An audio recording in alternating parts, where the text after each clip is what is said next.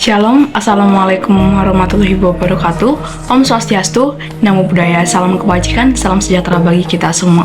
Terlebih dahulu, perkenalkan nama saya Monica Monalisa Huta Barat dengan NIM 2233111084. Di sini saya akan menjelaskan hasil observasi yang telah kelompok saya kerjakan tempo hari yang lalu, di mana dalam observasi tersebut kami mewawancarai 3 orang tua dan juga 2 orang guru mengenai permasalahan yang dihadapi oleh anak dalam rentang SMA.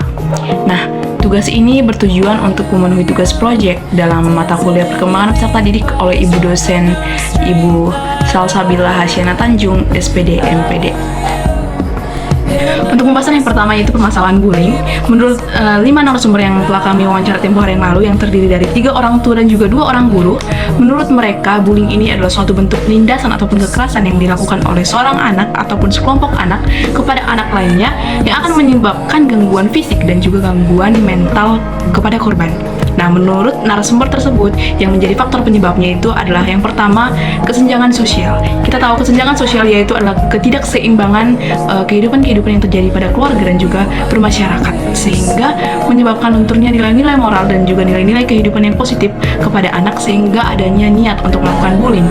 Nah, yang kedua adalah pernahnya seorang anak tersebut menjadi korban bullying sehingga ada rasa untuk menimbulkan korban yang baru atau korban tersebut mungkin ada rasa balas dendam. Nah, apa sih yang menjadi solusi untuk permasalahan ini? Menurut narasumber, permasalahan ini ada baiknya diselesaikan. Yang pertama adalah dari segi faktor keluarga terlebih dahulu, yaitu orang tua. Ada baiknya itu orang tua memiliki kedekatan yang baik dengan anak supaya anak memiliki nilai-nilai moral, diajarkan sesuai dengan nilai-nilai agama dan nilai-nilai moral. Dan yang kedua adalah adanya sanksi kepada anak-anak yang melakukan bullying supaya tidak ada lagi korban dari bullying tersebut. Untuk pembahasan yang kedua yaitu permasalahan geng motor.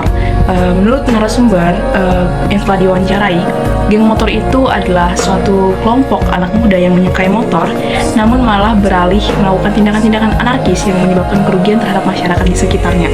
Nah, menurut narasumber yaitu 3 orang tua dan juga 2 orang guru, faktor-faktor penyebab anak melakukan atau tindakan anarkis melalui geng motor adalah yang pertama karena kurangnya perhatian atau kurangnya kasih sayang dari pihak orang tua kepada anak, sehingga anak-anak lebih suka dengan teman-teman yang tidak baik, dengan pergaulan yang tidak baik. Nah, dari segi kurangnya perhatian dari orang tua akan menyebabkan pergaulan yang bebas atau salahnya pergaulan bagi anak, sehingga terjadilah hal-hal tersebut. Nah, apa sih yang menjadi solusinya? Solusinya yang pertama jelas dari pihak keluarga, yaitu pihak orang tua sendiri. Dijalinnya hubungan atau kerjasama yang baik antara orang tua dan anak akan menyebabkan komunikasi yang baik, sehingga anak tidak akan melakukan hal-hal yang berbau negatif. Selain dari pihak orang tua, adanya bantuan seperti pihak-pihak guru juga pihak sekolah dan masyarakat akan bekerjasama supaya lingkungan ataupun lingkungan dari sang anak tidak menjadi hal-hal yang berbau negatif. Hal tersebut pasti akan membantu berkurangnya geng motor yang ada di lingkungan masyarakat. Untuk pembahasan yang ketiga yaitu permasalahan pergaulan bebas. Menurut 5 narasumber yang telah diwawancarai, pergaulan bebas menurut mereka adalah adanya hubungan antara anak laki-laki dan perempuan yang tidak wajar, yang pada akhirnya akan merusak masa depan jika hal-hal negatif tersebut berlangsung. Nah, apa sih yang menjadi faktor penyebab dari pergaulan bebas tersebut? Menurut narasumber, yang pertama adalah karena faktor media sosial. Faktor media sosial ini kita tahu sudah sangat marak. Media sosial ini digunakan oleh banyak pengguna, sehingga jika penggunanya tidak bijak dalam menggunakan media sosial akan terjadi hal-hal yang negatif. Yang kedua adalah kurangnya bimbingan dari orang tua atau perhatian dari orang tua. Nah, hal tersebut akan menyebabkan anak akan cenderung terbuka kepada orang luar yang dia belum tentu tahu orang luar tersebut baik atau buruk.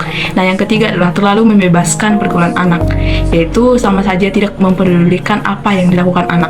Nah, untuk masalah tersebut apa sih yang menjadi solusinya?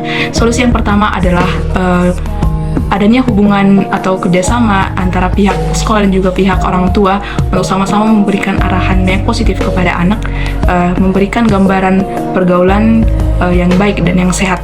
Dan yang kedua adalah memberikan sanksi kepada anak-anak yang sudah lewat batas dalam bergaul. Nah, yang ketiga adalah peran orang tua, yaitu memantau setiap kegiatan anak. Memantau setiap kegiatan anak di sini tidak membatasi anak, namun bekerjasama dengan anak untuk membangun hubungan yang sehat dalam melakukan kegiatan-kegiatan yang dilakukan. Untuk pembahasan yang keempat yaitu adanya masalah bolos sekolah. Nah, pendapat dari 5 narasumber, terutama guru-guru yang ada di sekolah, bolos sekolah ini masih sering terjadi, di mana anak-anak keluar atau bolos dari jam pembelajaran ketika berlangsung. Nah, hal ini jika diteruskan akan menyebabkan kekurangan-kekurangan yang sangat banyak, apalagi terhadap kekurangan akademik. Nah, apa sih yang menjadi faktor penyebab bolos sekolah bagi anak ini? Yang pertama adalah pergaulan yang salah. Mungkin sang anak berteman dengan anak-anak yang tidak suka belajar sehingga dia terjerumus ikut sehingga melakukan hal-hal yang negatif tersebut. Nah, yang kedua adalah tidak adanya minat belajar. Nah, tidak ada minatnya belajar sehingga menyebabkan dia lebih suka melakukan hal-hal yang lain yang tidak berhubungan dengan sekolah. Nah, untuk mengatasi permasalahan tersebut, pihak sekolah atau pihak dari orang tua yang pertama adalah memberikan sanksi supaya adanya sifat jerak terhadap anak tersebut. Yang kedua adalah dari sekolah akan memanggil pihak orang tua untuk memberikan arahan-arahan supaya sang anak nantinya diberikan arahan di rumah supaya ditumbuhkan minat belajarnya terlebih dahulu. Yang ketiga adalah penjagaan sekolah. Di sekolah akan dilakukan penjagaan yang ketat supaya anak-anak tidak keluar dari sekolah pada saat jam pelajaran berlangsung. Untuk permasalahan yang kelima atau permasalahan yang terakhir yaitu adalah pertengkaran di dalam kelas.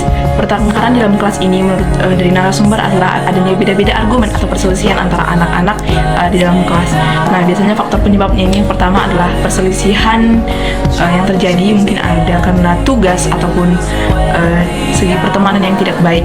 Dan yang kedua, permasalahan ini disebabkan oleh media sosial. Media sosial akan mempengaruhi bagaimana pertemanan ataupun mempengaruhi bagaimana sifat-sifat anak, sehingga bisa saja sang anak yang tidak bisa menyaring media sosial yang baik akan berdampak negatif kepada teman-teman di dalam kelas. Yang ketiga adalah sang anak emosinya tidak stabil sehingga tidak bisa mengontrol emosi yang menyebabkan pertengkaran di dalam kelas. Nah, apa sih yang menjadi solusi untuk dari permasalahan tersebut? Yang pertama adalah bimbingan dan arahan dari pihak orang tua dan juga guru kepada anak. Yang kedua adalah sanksi. Sanksi diberikan supaya ada pihak-pihak yang melakukan pertengkaran ada rasa jerah supaya tidak terulang lagi hal yang sama. Demikianlah pembahasan yang bisa saya paparkan. Kesimpulan dari pembahasan ini adalah pihak orang tua, sekolah maupun guru dan juga masyarakat jika bekerja sama dengan baik membangun ekosistem yang baik atau membangun lingkungan yang sehat, anak-anak akan terhindar dari permasalahan-permasalahan yang terjadi. Nah, sekian dari tugas project saya. Saya ucapkan terima kasih kepada narasumber yang yang kami wawancarai, dan juga terima kasih kepada Ibu dosen pengampu, Ibu Salsabila Hasyana Tanjung SPD MPD yang telah memberikan materi yang membantu keberlangsungan tugas ini. Akhir kata saya ucapkan terima kasih. Shalom. Assalamualaikum warahmatullahi wabarakatuh. Om Swastiastu, Namo Buddhaya, salam kebajikan, salam sejahtera bagi kita semua. Terima kasih.